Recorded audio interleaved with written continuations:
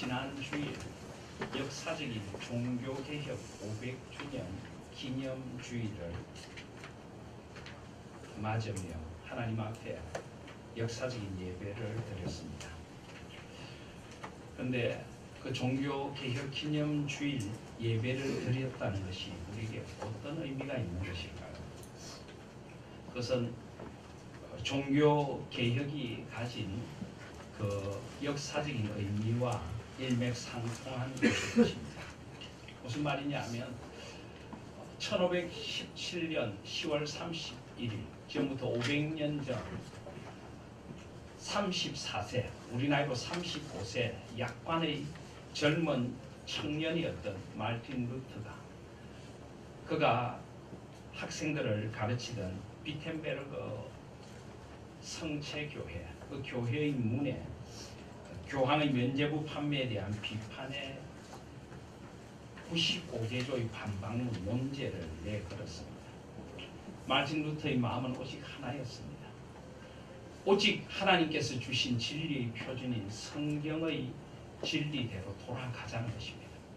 면죄부 판매는 어떤 인간의 논리를 갖다 대어도 말씀에 어긋나는 것이라는 것입니다. 그래서 오직 성경으로 솔라 스크립추라 성경으로 돌아가자는 개혁의 횃불을 높이 든 것입니다. 그리고 로마 가톨릭 교회가 가르치는 어떤 인간의 공로로도 우리의 그 값진 구원을 살 수 없다는 것입니다. 오직 구원은 하나님의 은혜로 솔라 그라치아 오직 은혜로 주어지는 것이지 인간의 어떤 노력과 어떤 공로도 그 구원의 은총을 우리의 힘으로 이룰 수도 없고 얻을 수도 없고 살 수도 없다는 것입니다. 오직 하나님의 은혜밖에는 없습니다.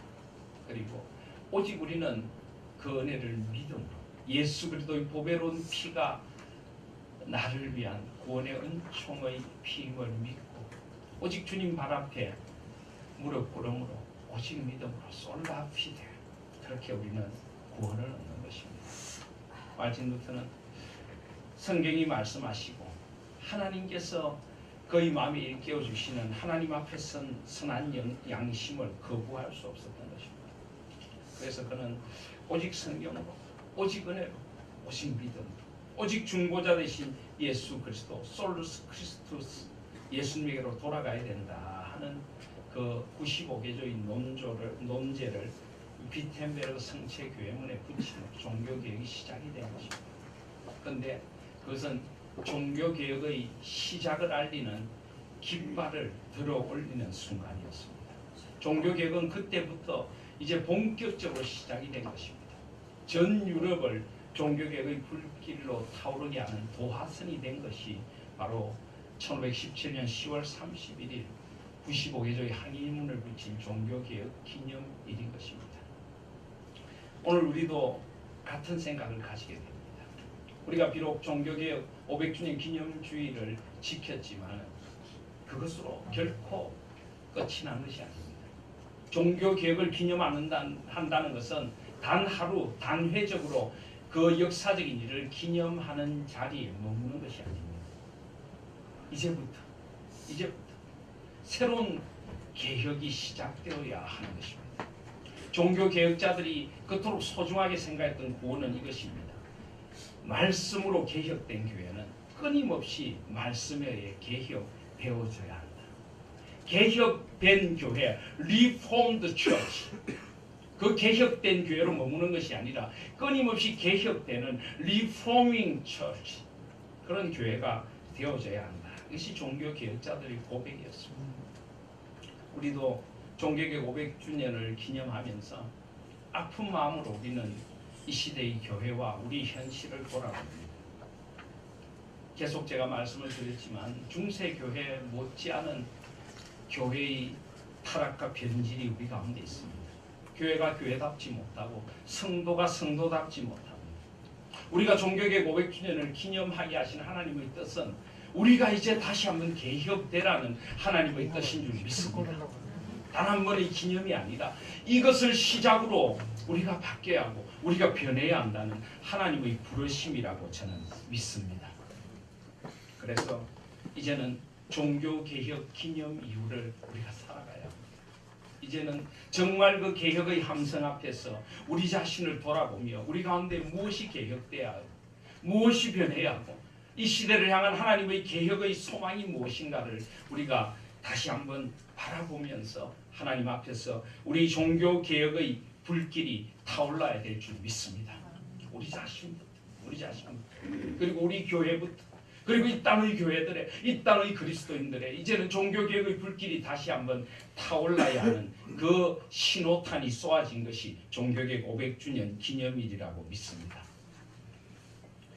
종교개혁은 교회를 변화시켰습니다. 한 개인 성도들을 변화시켰습니다. 그리고 그들이 세상 속에 나아가서 다른 삶을 살기 시작했습니다. 사회가 변했고 문화가 변했고 세상이 변했습니다.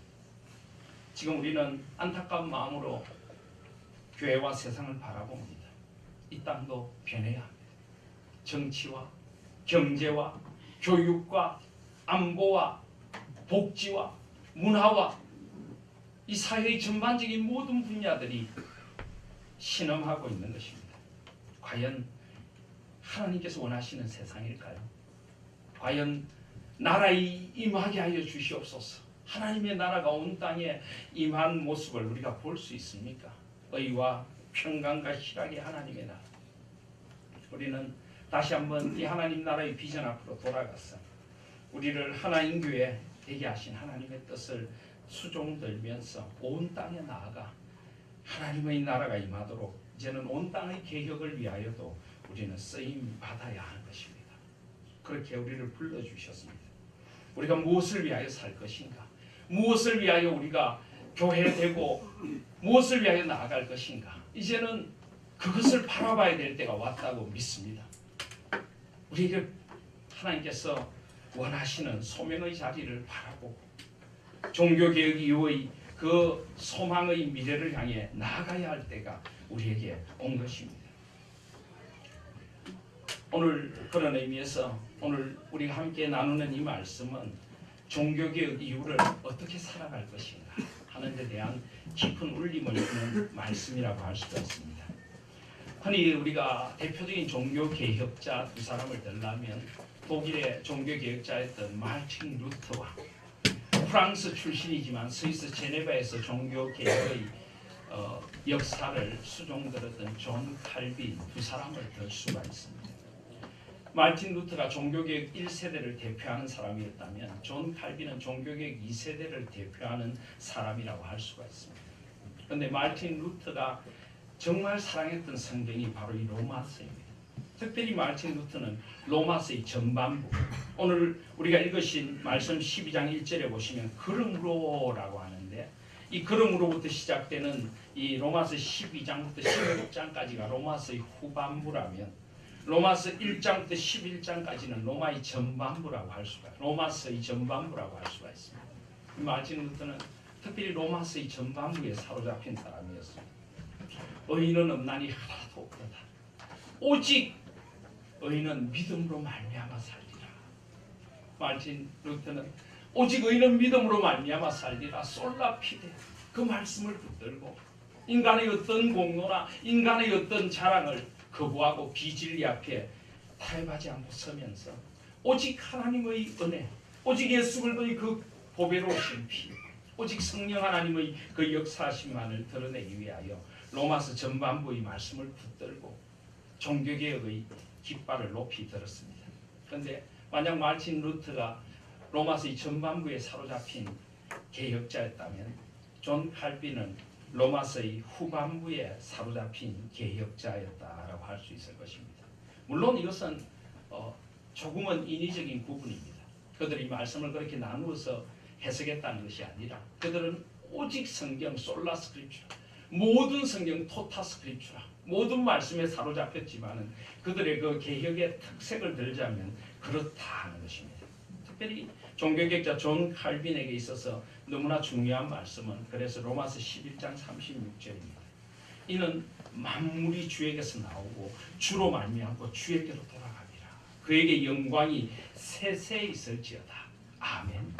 그는 오직 의인은 믿음으로 말미암아 살리라 라는 그 구원의 은총을 넘어서서 우리를 구원하신 그 하나님의 크심을 바라보았습니다. 왜 하나님께서 우리를 구원하셨는가? 그것은 바로 하나님의 영광을 회복하는 것이었습니다. 우리를 향한 때가 되어 이루시고 또 우리를 불러주신 것은 만물이 주에게서 나오고 모든 것의 시원이 되시고 창조자 되시는 하나님께서 그 영광 가운데 계획하신 일이고, 그리고 구원받은 우리를 통하여서 하나님께서 이루시고자 하는 하나님의 역사가 있는 것입니다. 만물이 주로 말미암고 그리고 결국 모든 것은 하나님께로 돌아갈 것입니다. 주에게로 돌아갑니다. 만물의 근원이 되시고 시작이 되시고 과정이 되시고 결론이 되시고 목적이 되시는 하나님, 이 삼위 하나님의 그 크심과 그 영광을 존 칼빈은 주목하여 보게 되었습니다. 그러면서 온 세상에 이 하나님의 충만한 주권과 영광이 드러나는 것, 이것이 우리를 구원하신 이유이구나. 그래서 말틴 루터도 만인 사제, 만인 제사장서를 이야기했지만 존 칼빈은 모든 것에 하나님의 영광을 솔리 데오 글로리아, 우리의 직업의 자리도 우리 삶의 자리도 우리 가정과 우리 모든 이 사회의 모든 영역, 국가와 정치와 경제와 사회와 문화와 모든 영역에, 교육과 모든 영역에 하나님의 영광이 드러나는 것, 이것이 하나님의 구원의 목적이구나. 그래서 이 칼빈으로부터 시작된 이 신학을 우리는 이 개혁주의 신학이다, 개혁주의 신앙이다 라고 부릅니다. 개혁, 온전히 모든 것이 새롭게 되는 것입니다. 그것이 바로 칼빈의 원대한 비전이었고, 이제 종교개혁 이후를 살아가야 하는 우리의 비전이 되어져야 될 줄 믿습니다.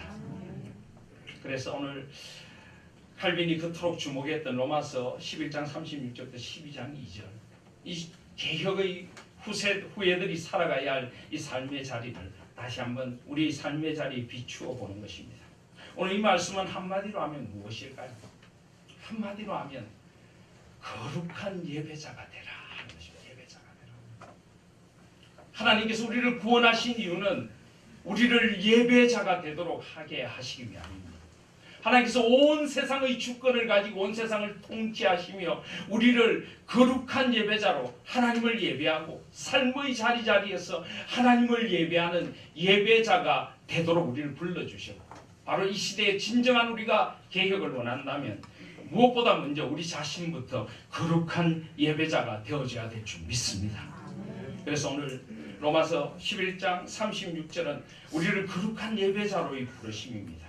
그런데 여러분, 예배자가 가장 먼저 가져야 될 마음이 어떤 것일까요? 우리 예배의 자세가 어떠해야 합니까? 예배자에게 있어서 가장 중요한 것이 무엇입니까?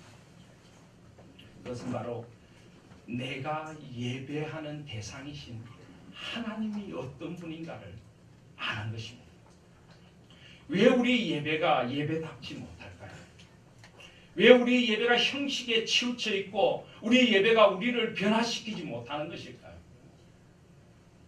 그것은 우리가 누구에게 예배 드리는가를 제대로 알지 못하기 때문이라고 저는 생각합니다. 우리가 예배하는 그분이 누구이신가를 안다면, 그분이 정말 어떤 분이신가를 안다면 우리 예배는 이룰 수 없습니다. 우리가 예배하는 그분이 정말 누구이신가를 알고 우리가 예배를 드리면 한 번의 예배가 우리를 살릴 줄 믿습니다. 우리가 예배하는 그분, 예배란 무엇입니까?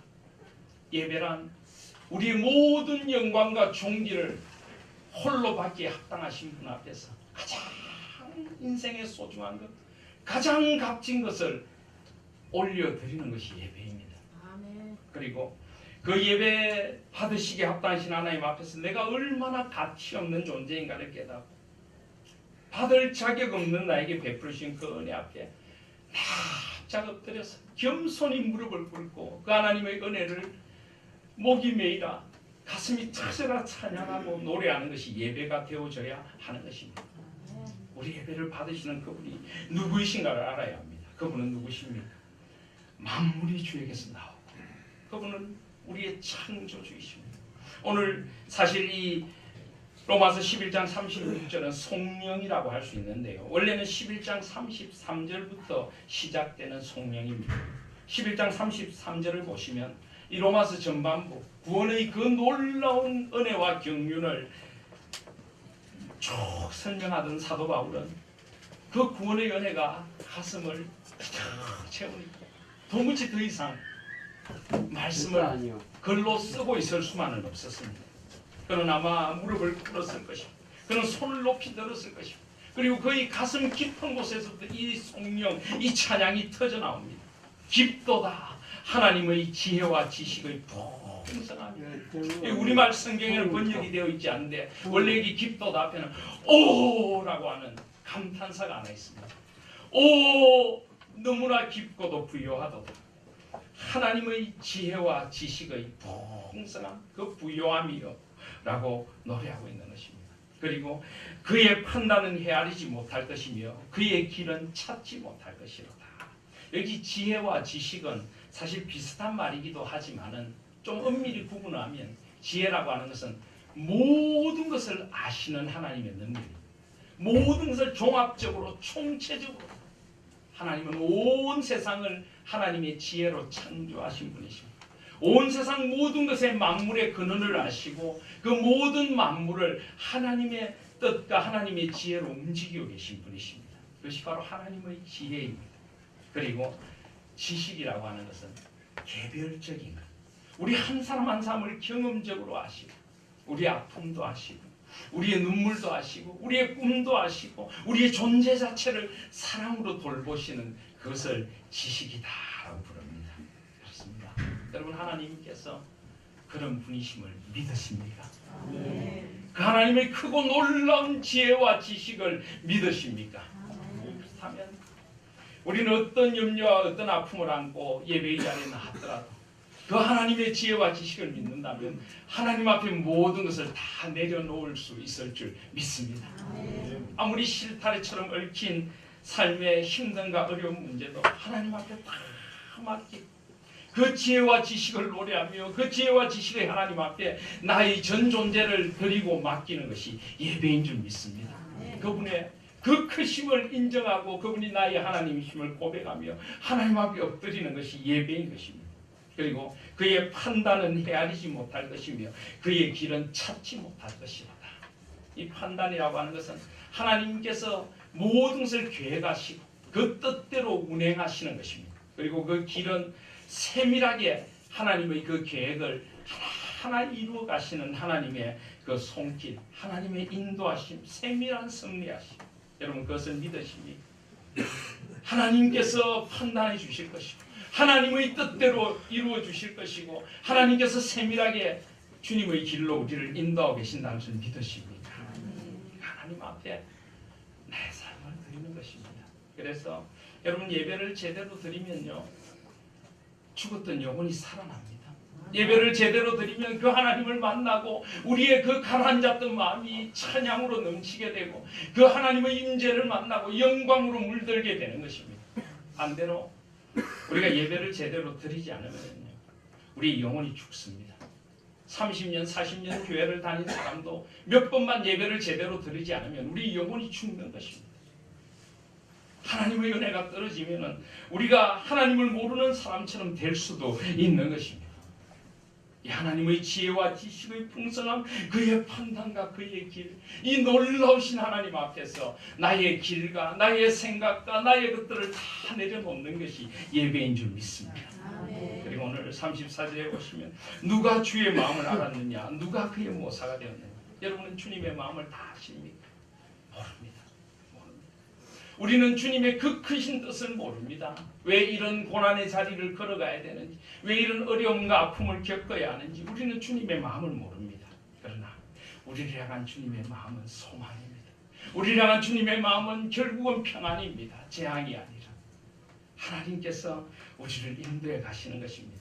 그분 앞에서 세상이 줄 수 없는 평안과 위로를 누림이 예배인 줄 믿습니다. 누가 그의 모사가 되었느냐. 모사라고 하는 것은 조언자, 상담자, 카운셀. 감히 누가 하나님 앞에 조언을 할 수 있습니다. 그분의 조언을 들으셔야 될 줄 믿습니다. 그분이 말씀하시는 음성을 들으셔야 될 줄 믿습니다. 예배를 통하여 하나님께서 나에게 주신 음성을 들어야 합니다. 그래야 우리 영혼이 살아나는 것입니다. 누가 주께 먼저 드려서 갚으심을 받겠느냐? 우리가 무슨 자격이 있기에 예배사를 할 수 있습니까? 우리가 도대체 무엇을 드려서 우리가 받은 이 구원의 은혜를 누릴 만한 자격이 있습니까? 그 삼위 하나님을 예배하는 예배의 자리에 설 자격이 있습니까? 아무런 자격 없는 나를 오직 은혜와 영광의 자리로 불러주셨습니다. 그저 우리는 감사하고, 그저 우리는 감격하고, 그저 우리는 찬양하고, 그저 우리는 하나님의 그 은혜에 우리를 온전히 맡겨드리는 것입니다. 그때 하나님의 새로운 은혜가 우리 가운데 임할 줄을 믿습니다. 만물이 주에게서 나오고 그렇습니다. 너무 염려할 필요가 없습니다. 모든 것이 주님께로부터 나왔고 지금도 주님의 뜻대로 우리를 이끌어 가실 것입니다. 우리는 그 뜻에 순복하면 되는 것입니다. 그리고 주님에게로 돌아갑니다. 언젠가 주님 앞에 모든 것이 다 돌아갈 것입니다. 그때 우리가 어떤 모습으로 쓸 것인지를 생각해 보십시오. 도대체 무엇이 남을까요? 주님 앞에 갈 때 무엇이 남을까요?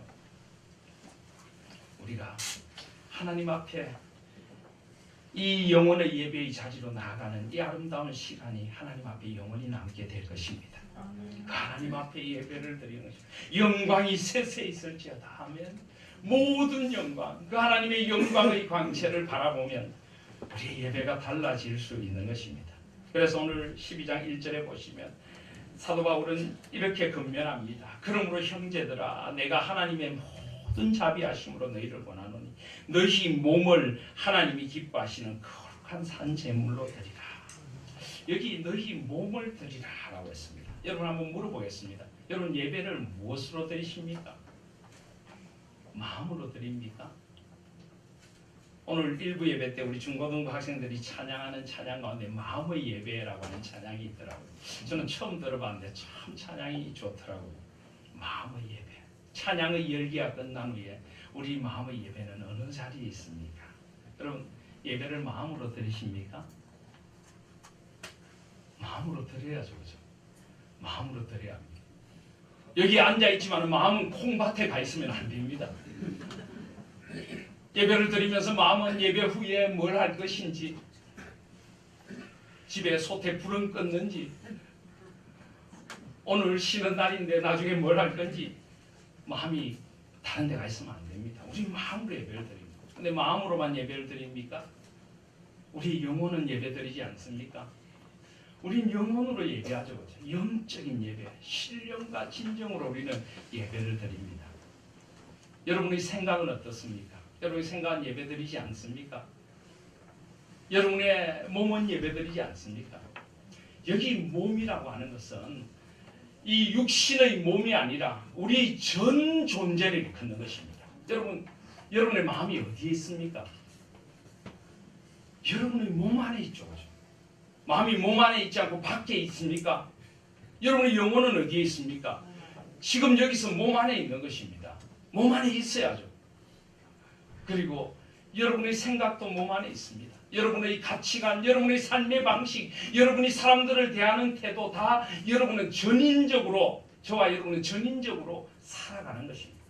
우리의 몸이라고 하는 것은 분리될 수 없는 나의 전 존재를 일컫습니다. 이것은 육신의 껍데기 몸이 아니라 전인적으로 하나님 앞에 예배드려야 한다는 것입니다. 하나님을 예배할 때는 우리 전 존재가 하나님을 예배해야 되는 줄 믿습니다. 우리의 마음도 오직 하나님께로만 집중하고 우리의 영혼은 하나님을 바라보며 찬양하며 우리의 모든 생각을 하나님께로 모으고 우리의 전 존재를 하나님 앞에 드리는 것이 예배인 줄 믿습니다. 마음을 다하고 뜻을 다하고 힘을 다하고 목숨을 다하여 하나님을 사랑하라. 목숨을 걸고 하나님 앞에 예배드리는 예배가 되어져야 될 줄 믿습니다. 그 몸을 드리는 예배, 우리 전 존재를 하나님 앞에 드리는 예배, 그것이 바로 너희가 드릴 영적 예배이라. 여기 영적이라고 하는 말은 솔직히 좀 더 정확하게 번역하면 오늘 여기 각주가 있는데 영적, 합당한 예배다, 마땅한 예배다 이런 뜻입니다. 마땅한 예배는 우리의 믿습니다. 예배에 생명을 거시기를 바랍니다.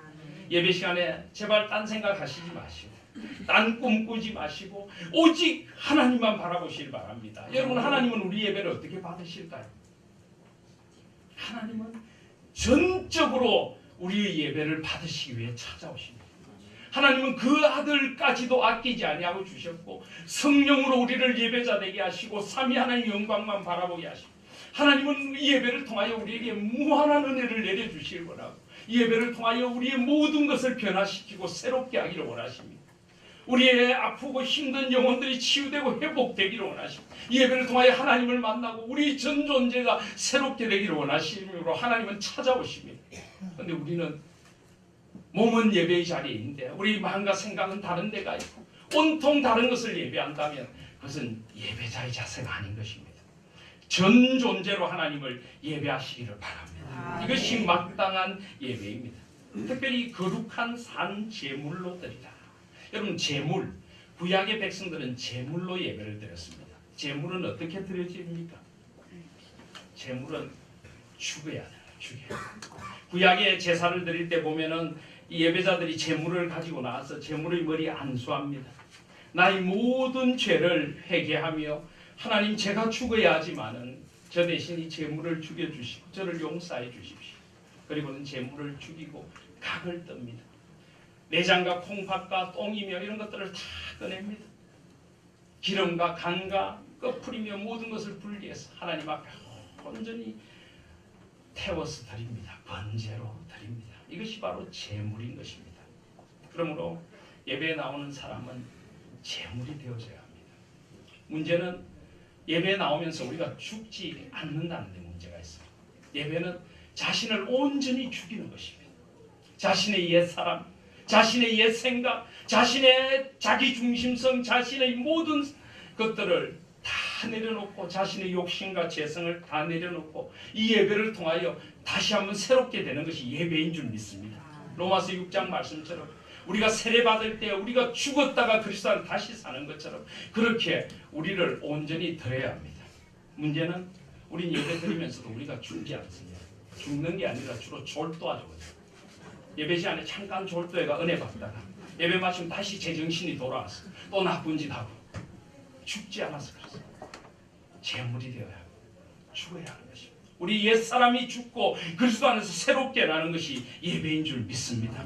그래서 오늘 그냥 제물이 아니라 산제물, 그리스도 안에 있는 생명은 살아나고 우리 죄된 것들은 죽는 것이 예배인 줄 믿습니다.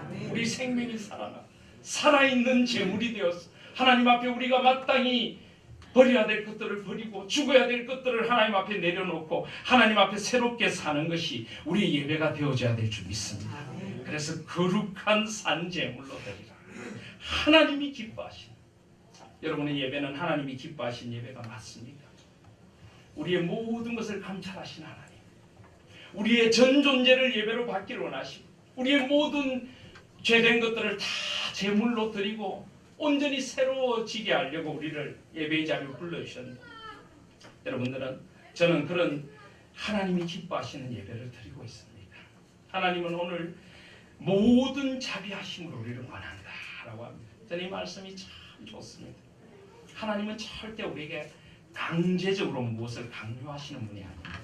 하나님은 무섭고 두렵게 공포스럽게 우리를 몰아치시는 분이 아니십니다.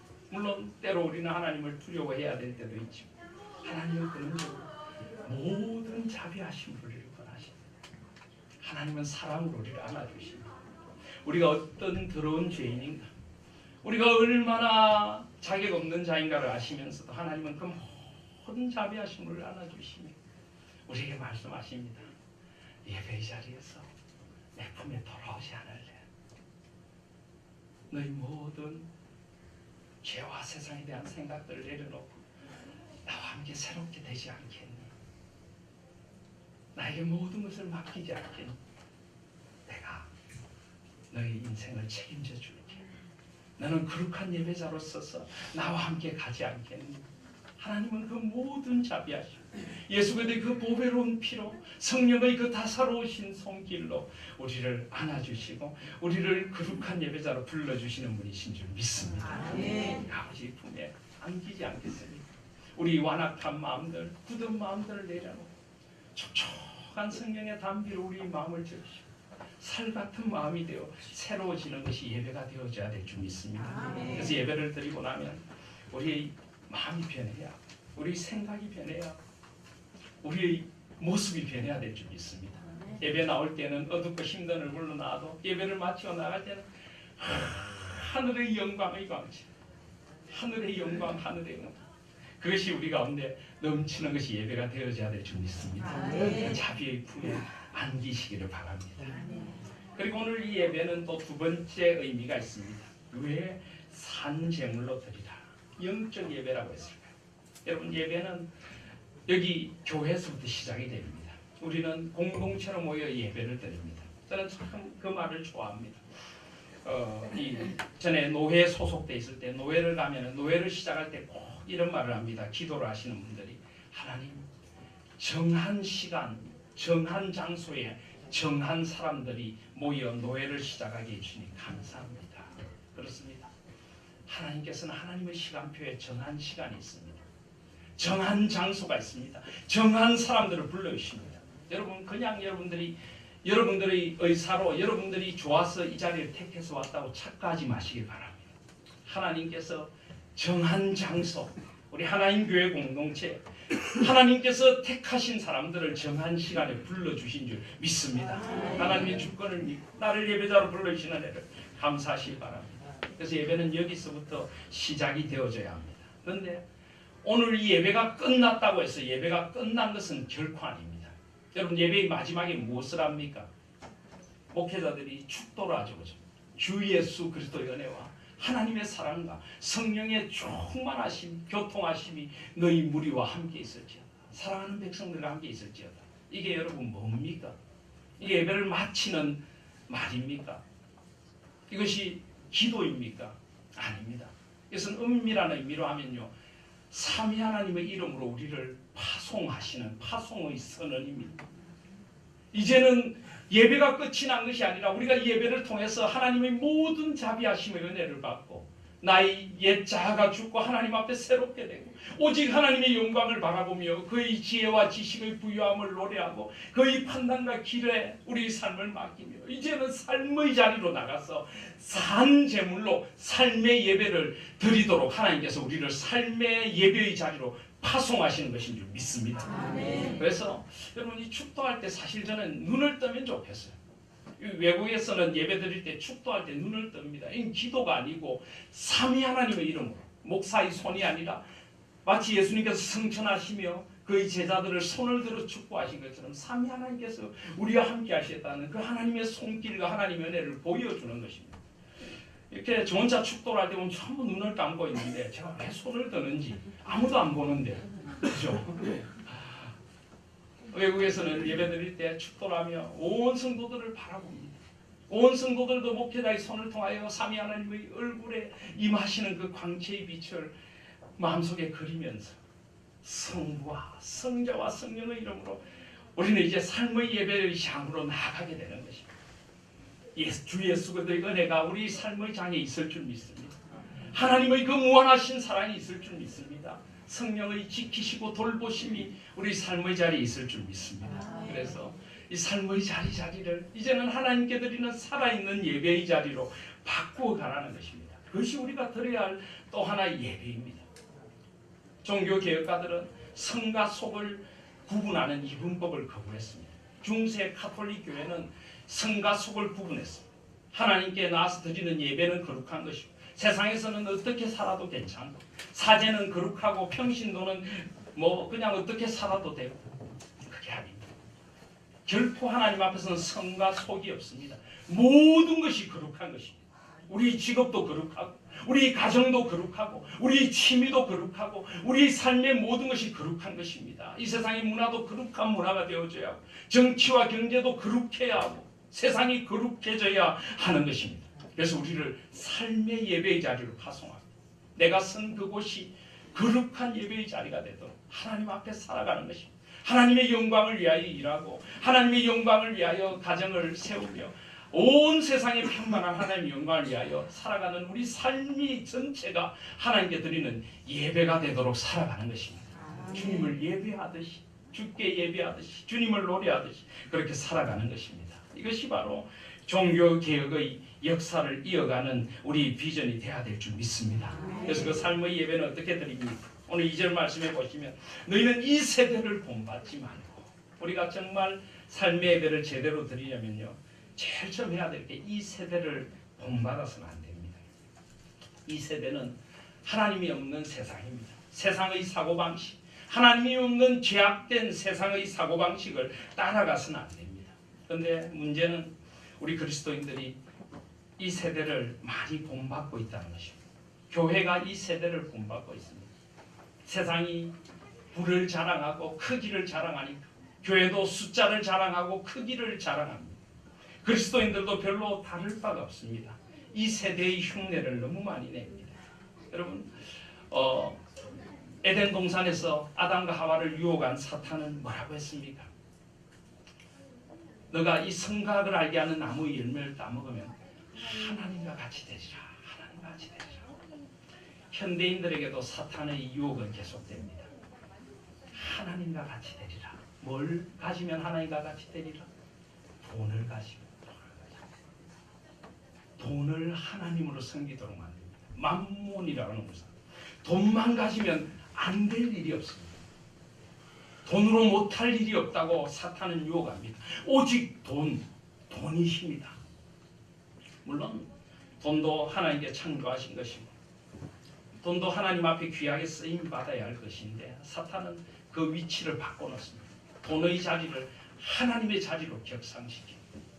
그래서 내가 돈을 많이 벌어야 자식들한테 잘해줄 수 있고 좀 더 편한 노후를 살아갈 수 있고 좀 더 잘 살 수 있고 좀 더 남들 앞에서 떵떵거리며 살 수 있고, 물론 우리의 자식을 돌보고 우리가 열심히 일하여 가정을 가꾸고 우리의 노후를 준비하는 것이 결코 죄는 아닙니다. 그렇지만 돈에 빠지기 시작하면 그 다음에는 하나님이 안 보입니다. 하나님보다 돈만 보입니다. 사람이 보이지 않습니다. 무슨 짓을 했으라도, 먹어서는 안 될 것을 팔았으라도, 사람들을 그 힘든 자리에 내몰았으라도 내가 돈만 벌면 된다. 돈이 신이 되는 것입니다. 그것이 이 세대입니다. 한 푼이라도 더 벌기 위해서 하나님의 형상으로 지음받은 인간의 모습을 포기하는 것, 그것이 이 세대입니다. 여러분, 혹시 우리가 그렇게 이 세대를 본받고 있는 것은 아닙니까? 우리도 하나님보다 돈이 더 소중하다고 생각하고 있지는 않습니다. 이 세대는 끊임없이 자기 중심성을 붙여 하나님 안에서 나를 발견해야 될 줄 믿습니다. 끊임없이 세상은 소비를 부추깁니다. 온갖 방송 매체 이걸 입어야 멋있게 보이고 이걸 사야 편하게 살고, 그러다 보니까 사람은 없고 전부 소비자만 있습니다. 전부 소비자. 이런 세상의 풍조를 따라가기에 바빴습니다. 우리는 하나님의 백성답게 살지도 못하고 하나님 앞에 나와 예배하는 소중한 시간들을 잊어버리고 하나님 앞에 무릎 꿇고 기도하며 가족들과 하나님의 소망과 꿈을 나누는 시간들도 잃어버리고 살아가는 것 아닙니다. 이 세대를 본받지 마시기를 바랍니다. 우리는 다르게 살아야 합니다. 이 세대를 본받으면 삶의 예배를 드릴 수가 없는 것입니다. 온도계처럼 세상을 따라가는 사람이 아니라 오히려 우리는 세상을 변화시키는 그런 사람이 되어줘야 하는 것입니다. 자, 바다에 사는 물고기는 바다를 벗어나지 않습니다. 세상 속에 살아갑니다. 그렇지만은 바닷물에 짜지지는 않습니다.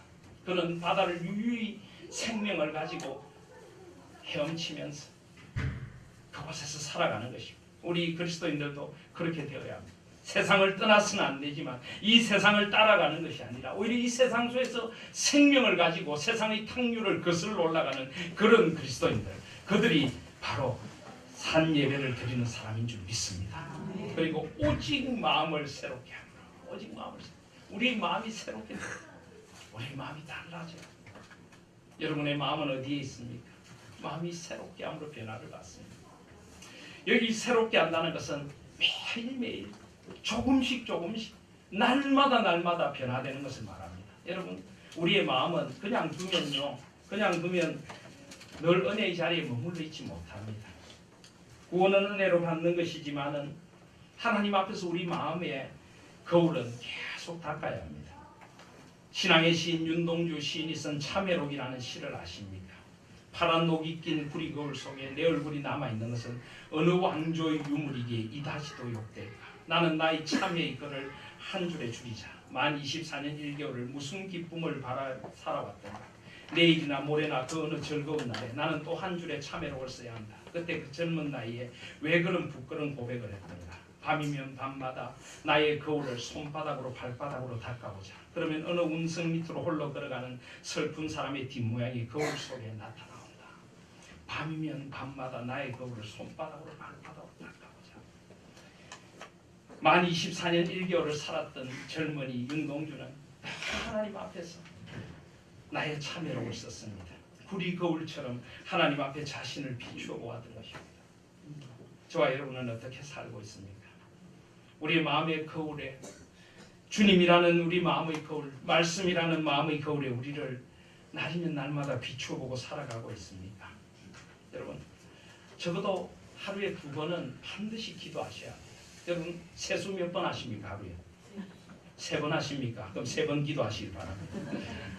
2번은 기본으로 하지 않습니까? 아침에 일어나면 세수하고 저녁에 잠드시기 전에 세수하고 우리 마음의 거울도 닦아야 합니다. 아침에 일어나면 제일 먼저 무엇을 합니까? 저는 오늘 학생들에게 그렇게 하겠습니다. 아침에 탁 일어나면 그냥 몸을 탁 뒤집어 가지고 거기서 엉덩이만 딱 들면 된다고 그랬습니다. 그러면 무릎 꿇는 자세가 됩니다. 기도해야 합니다. 하나님, 오늘도 새날이 시작되었습니다. 오늘 하루를 어떻게 살아갈까? 한 구절이라도 좋은 이 말씀을 묵상해야 합니다. 찬양을 하십시오. 오늘도 마음의 거울부터 닦고 하루를 시작하시길 바랍니다. 그리고 저녁에 잠들기 전에 마음의 거울을 닦으십시오. 특별히 이빨도 그렇고 세수도 그렇고 밤 자기 전에 하는 게 중요합니다. 그래야 건강을 지킵니다. 우리 마음의 거울도 마찬가지입니다. 오늘 하루를 돌아보시며 내가 하나님 앞에 어떻게 살았는가, 내가 버려야 될 것은 무엇이고 변해야 될 것은 무엇인가, 저녁마다 마음의 거울을 닦으시길 바랍니다. 부부가 함께 손잡고 기도하기도 하고 아이들과 함께 손잡고 기도하기도 하고 우리 마음의 거울을 닦아야 될 줄 믿습니다. 새롭게 함으로 변화를 받아야 변화를 달라져야 합니다. 평생 신앙생활에도 하나도 달라지지 않고 늘 그 모습 그대로 있고 오히려 옛날이 좋았는데 라고 말할 수 있는 사람이 되어서는 말하는 사람이 되어서는 안 되는 것입니다. 날마다 조금씩이라도 우리의 믿음의 자리가 성숙되어져 인격이 변화되어져 신앙의 연륜만큼 깊어져 가야 될 줄 믿습니다. 그리고 하나님의 선하시고 기뻐하시고 온전하신 뜻이 무엇인지 분별하도록 하라. 우리에게는 분별력이 필요합니다.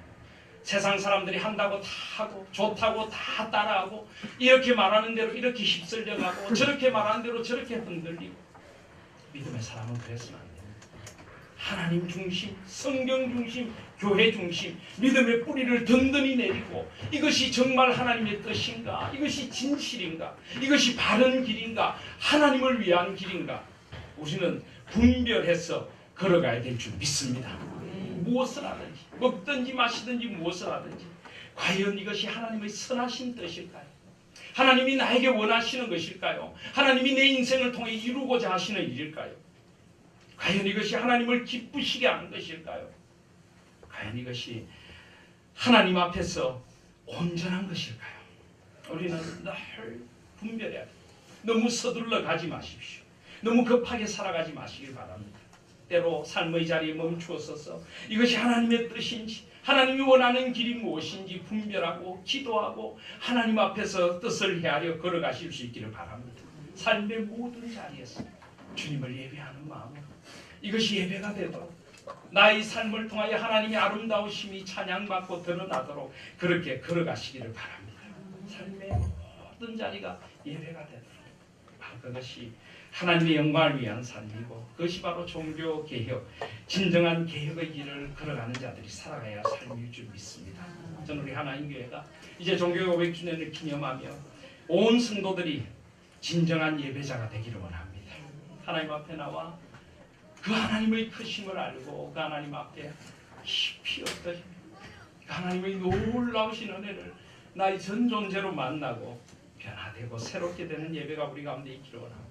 오직 하나님의 영광의 임재가 가득한 예배, 모든 열방 죽을 때까지, 그리고 우리의 전 존재 전 삶을 통해서 하나님이 기뻐하시고 하나님께서 받으실 만한 그런 예배를 드립니다. 하나님의 선하시고 기뻐하시고 온전한 뜻을 분별하여 이 세대가 아니라 오직 마음을 새롭게 함으로 그리스도를 본받아 하나님의 뜻을 따라 살아가는 거룩한 산 예배를 드리는 저와 여러분들이 되시지 않겠습니까? 하나님의 모든 자비하심으로 저도 이 예배의 자리로 여러분들을